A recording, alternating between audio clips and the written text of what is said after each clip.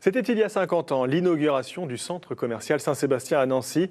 L'anniversaire a été célébré discrètement, mais la direction prévoit quelques jours d'animation supplémentaires début juin, à l'occasion de revenir sur l'histoire d'un lieu qui a longtemps été précurseur avant de voir les habitudes des consommateurs changer petit à petit et l'affluence diminuer. Samuel Mulin, Jean-Pierre Petit-Colas avec Olivier Bouillon. Un quartier transformé pour intégrer plus de commerces en centre-ville. Une volonté du maire de Nancy à l'époque. Les travaux démarrent en 1973. Les tours Joffre sortent de terre, ainsi que le centre commercial Saint-Sébastien, le 31 mars 1976. À cette époque-là, on a envie de pouvoir accéder au centre-ville en voiture, on a envie de pouvoir accéder dans les commerces en voiture. Parallèlement à la construction de Saint-Sébastien, commencent à se développer aussi les zones commerciales de périphérie, Cora à l'époque à Haudemont, ou Chanton-Blaine. Et finalement, il s'inscrit aussi ce centre commercial Saint-Sébastien dans cette volonté de conserver les commerces au centre-ville pour éviter que tout parte dans ces zones commerciales de périphérie. Il faut attendre les années 80 pour voir le Saint-Seb entrer dans sa période faste.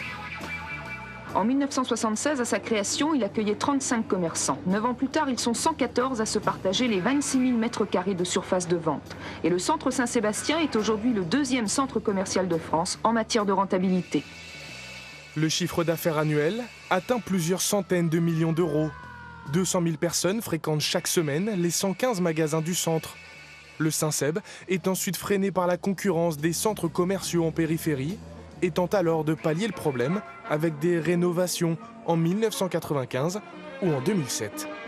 Un trentenaire qui se porte bien, le Saint-Seb s'offre un lifting, 16 mois de travaux, 4,7 millions d'investissements. Aujourd'hui, le centre Saint-Sébastien est loin de la fréquentation de l'époque. Il ne compterait qu'une soixantaine de magasins et une vingtaine d'emplacements resteraient à louer. Des chiffres parus dans les colonnes de l'Est républicain, à qui la direction a accepté de communiquer. À l'intérieur, les cellules vides sont nombreuses, cachées par des trompe-l'œil ou de grands miroirs. Il y avait plus de boutiques, c'était plus animé, il y avait plus de commerce, c'était vraiment bien. Ça a évolué dans le bon sens, où c'est un petit peu moins triste. On apprécie plus maintenant d'y venir qu'il y a 10 ans. Il y a beaucoup de commerces. Hélas, il y en a beaucoup qui s'en vont. Et puis je pense que ça aurait besoin de l'extérieur, d'un petit peu plus de gaieté. Un centre commercial qui semble en décalage avec les nouvelles habitudes de consommation, alors que la voiture quitte le centre-ville de Nancy, poussée par la piétonisation.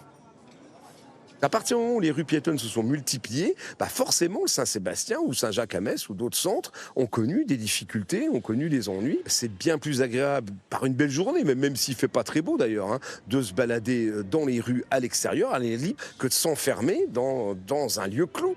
Des magasins comme Action et Adidas ouvrent leurs portes, mais d'autres s'en vont comme l'enseigne CA, présente depuis les premières heures du centre. Un va-et-vient et une fréquentation en berne, source de débats dans l'espace public entre nostalgie et nouveaux usages.